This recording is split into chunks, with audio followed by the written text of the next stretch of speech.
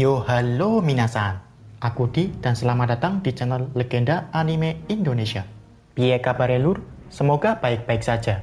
Sebelumnya di Kimetsu no Yaiba Season 3 atau Swordsmith's Village Arc, Kamado bersaudara dan Genya kembali berada dalam kondisi yang sulit. Ketika itu, Tanjiro hampir menebas leher Hatengo, tapi tiba-tiba muncul sosok iblis lain yaitu Zohakuten. Sementara itu, Muichiro yang terjebak jurus air Gyoko akhirnya mampu keluar berkat bantuan Kotetsu. Di gubuk dekat Muichiro berada, Gyoko menyergap Kanamori dan juga Haganezuka yang sedang mengasah pedang. Tapi seperti biasa, sebelum lanjut ke pembahasannya, alangkah baiknya bagi yang belum, bisa subscribe channel ini terlebih dahulu. Tentunya biar aku semakin semangat dalam bikin konten semacam ini. Kalau udah, yuk kita mulai pembahasannya menuju ke TKP. Setelah keluar dari kurungan air Gyoko, Muichiro melepaskan jarum yang masih menusuk dirinya. Akibat terkena serangan jarum tersebut, ditambah terkurung dalam jurus Gyoko, membuat tubuh Muichiro mengalami mati rasa. Air yang masuk ke dalam tubuh juga membuat paru-parunya sakit. Dalam kondisi terluka karena terkena serangan iblis sebelumnya, Kotetsu meminta Muichiro segera mungkin pergi ke tempat Haganezuka dan juga Kanamori berada. Bagi Kotetsu, melindungi pedang yang saat ini sedang diasah oleh Haganezuka adalah hal yang terpenting. Meski khawatir dengan Kotetsu, tapi Muichiro harus pergi melawan Gyoko. Kepribadian Muichiro yang selalu bersikap dingin tanpa ekspresi dan cenderung mementingkan dirinya sendiri, bukanlah kepribadian yang aslinya. Ketika belum mengalami lupa ingatan, Muichiro punya kepribadian yang lebih lembut dan peduli kepada sesama manusia. Di momen ini, mungkin berkat pertolongan Kotetsu, yang memperlihatkan perilaku tolong-menolong antara sesama manusia, membuat Muichiro mulai mengingat dirinya di masa lalu. Sama seperti kebanyakan anggota Demon Slayer, Muichiro juga punya kisah kelam di masa lalu. Muichiro lahir dari keluarga yang sederhana. Ayahnya hanya bekerja sebagai penebang pohon. Saat dia berusia 10 tahun, ibunya meninggal karena mengalami penyakit yang sangat parah, yaitu bronkitis. Ketika berusia 11 tahun, giliran ayahnya yang meninggal akibat jatuh dari tebing ketika dia berusaha mencari obat buat menyembuhkan istrinya, atau ibu Muichiro. Selain kedua orang tua, Muichiro juga punya saudara kembar bernama Yuichiro Tokito. Muichiro punya sifat dan kepribadian yang berkebalikan dengan Yuichiro. Jika Muichiro punya sifat yang peduli, Yuichiro adalah orang yang dingin dan lebih mementingkan dirinya sendiri. Bisa dibilang, sifat dan kepribadian Yuichiro adalah kepribadian Muichiro ketika mengalami lupa ingatan. Kepribadian yang bertolak belakang membuat keduanya sering adu mulut. Misalnya, pada saat membawa kayu untuk dijual, mereka meributkan tentang tindakan ayah mereka. Yuichiro menganggap kalau tindakan ayah yang berniat untuk mencari obat buat ibu mereka adalah tindakan yang bodoh. Pasalnya, sakit yang diderita ibu mereka udah sangat parah. Tanaman obat saja nggak cukup untuk menyembuhkannya. Jadi Yuichiro menganggap kalau tindakan ayah mereka nggak berguna dan sia-sia. Tentunya, Muichiro punya anggapan yang berbeda. Baginya, tindakan sekecil apapun sangatlah berguna. Yuichiro juga sering berkata kasar, termasuk kepada adik kembarnya sendiri. Misalnya, Yuichiro pernah bilang kalau nama Muichiro punya makna yang jelek. Menurut Yuichiro, mu dalam kata Muichiro punya makna tidak dalam kata tidak berguna, atau mu punya makna tidak dalam kata tidak sempurna. Suatu hari, rumah si kembar mendapatkan kunjungan dari Amane Ubuyashiki, atau istri dari Kagaya Ubuyashiki. Amane bercerita kalau mereka berdua punya hubungan darah dengan pendekar pedang legendaris. Hal tersebut membuat mereka berdua punya kesempatan untuk menguasai pernapasan pertama, alias pernapasan matahari. Namun, Yuichiro malah mengusir Amane dan gak peduli dengan informasi yang disampaikan. Sebenarnya, Muichiro sangat antusias dan ingin bergabung dengan Demon Slayer, sehingga dia bisa menyelamatkan banyak manusia. Tapi Yuichiro marah ketika mendengar ambisi dari adik kembarnya.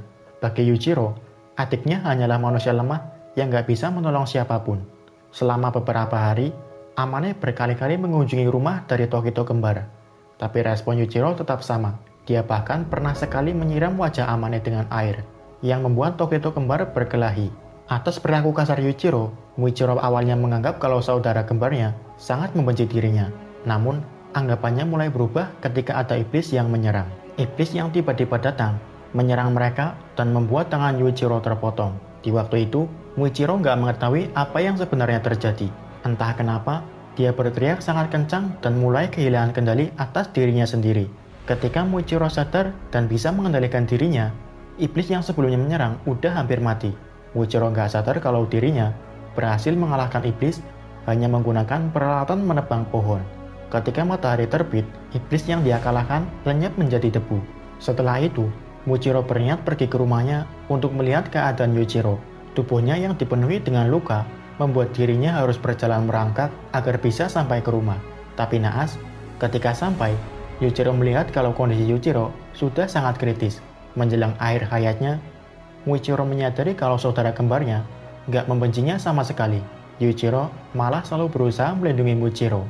Sikap kasar yang ditujukan oleh Yuichiro dengan melarang ini dan itu sebenarnya karena Yuichiro nggak ingin Muichiro ada dalam kondisi bahaya.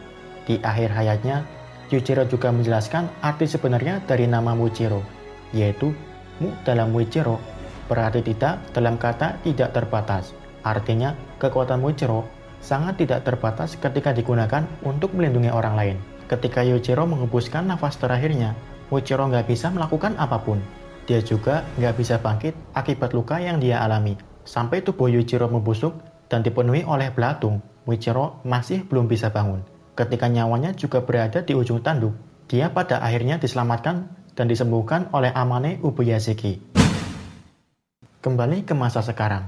Setelah mengingat kenangan masa lalunya dan juga dorongan untuk menyelamatkan orang lain, Muichiro mendapatkan kekuatan yang sangat besar. Bersamaan dengan luapan kekuatan tersebut, di dahinya muncul Demon Slayer Mark, seperti Tanjiro ketika menghadapi Gyutaro. Muichiro kemudian pergi untuk menghadapi Kyoko yang saat ini sedang menyerang Kanamori dan juga Haganezuka. Sesampainya di tempat, Muichiro langsung menebaskan pedangnya ke arah Kyoko. Tentunya, Kyoko masih bisa dengan mudah menghindari tebasan tersebut. Namun Kyoko kaget kenapa Muichiro masih tetap tenang. Harusnya, saat ini tubuh Muichiro mengalami kelumpuhan akibat terkena jarum Kyoko sebelumnya. Apalagi, serangan Muichiro yang semakin cepat membuat Kyoko keheranan. Muichiro kembali menyerang Kyoko, tapi serangannya berhasil ditangkis oleh Kyoko dengan tentakel gurita yang keluar dari dalam guci. Pedang Muichiro yang udah karatan patah ketika mencoba menebas tentakel tersebut. Tentakel yang dikeluarkan oleh Kyoko sampai membuat gubuk hancur. Akibatnya, Haganezuka terlempar. Namun dia masih bisa bangkit dan melanjutkan mengasah pedang. Tentakel Kyoko juga berhasil mencengkeram Muichiro bersama dengan Kanamori. Namun, Muichiro bisa melepaskannya setelah mendapatkan pedang baru yang diberikan oleh Kanamori. Pedang tersebut dibuat oleh Kanamori berdasarkan arahan dari orang yang pertama kali membuat pedang buat Muichiro, yaitu Tetsuido. Selama beberapa saat, Muichiro mengingat sedikit kenangan tentang Tetsuido, salah satu orang yang bisa memahaminya ketika lupa ingatan. Tetsuido meninggal karena menderita serangan jantung. Sebelum kematiannya, Tetsuido sangat cemas dengan keadaan Muichiro. Makanya, di momen ini adalah waktu yang pas bagi Muichiro kalau dirinya baik-baik saja dengan mengalahkan Kyoko. Menggunakan pedang barunya, Muichiro kembali menyerang dengan pernapasan kabut jurus kelima, Kou no Umi. Jurus Muichiro mampu memotong tentakel menjadi beberapa bagian. Ketika tebasan Muichiro hampir mengenai Kyoko, Kyoko kembali menghindar dengan berpindah tempat ke atas pohon melalui guci teleportasinya. Muichiro nggak berhenti sampai sini. Dia dengan cepat kembali menyerang. Serangannya kali ini berhasil menggores leher Kyoko, tapi tentu saja hal tersebut masih belum cukup. Kyoko bisa beregenerasi kembali. Selanjutnya, masing-masing pihak, baik Kyoko ataupun Muichiro, saling memprovokasi satu sama lain. Muichiro memprovokasi dengan bilang kalau guci Kyoko sangat jelek. Sisi kiri dan kanan guci terlihat nggak simetris. Muichiro juga bilang kalau guci Kyoko adalah produk gagal. Mendengar perkataan Muichiro, Kyoko menjadi sangat marah. Saking marahnya, urat nadi Kyoko yang menegang sampai robek dan mengeluarkan darah. Dalam kondisi amarahnya yang sedang memuncak, Kyoko menyerang dengan jurus darah iblis Ichiman Gakunengyo. Jurus berupa ribuan iblis ikan yang mengandung racun mematikan. Muichiro kemudian mengeluarkan pernapasan kabut jurus ke-6, Tsukino Kaso. Jurus tersebut mampu menebas semua iblis ikan yang menyerang. Tubuh ikan yang terpotong pedang Muichiro menyebarkan cairan beracun sebelum berubah menjadi debu. Muichiro mengatasi racun tersebut dengan pernapasan kabut jurus ketiga, Kasano Shibuki. Jurus ini berhasil menghembuskan ikan sekaligus racunnya, sehingga tubuh Muichiro bisa terhindar dari racun mematikan milik Kyoko.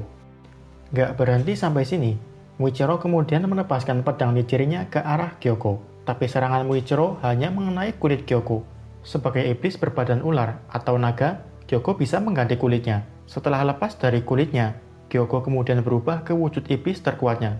Ini adalah ketiga kalinya sepanjang hidup Gyoko memperlihatkan wujud aslinya.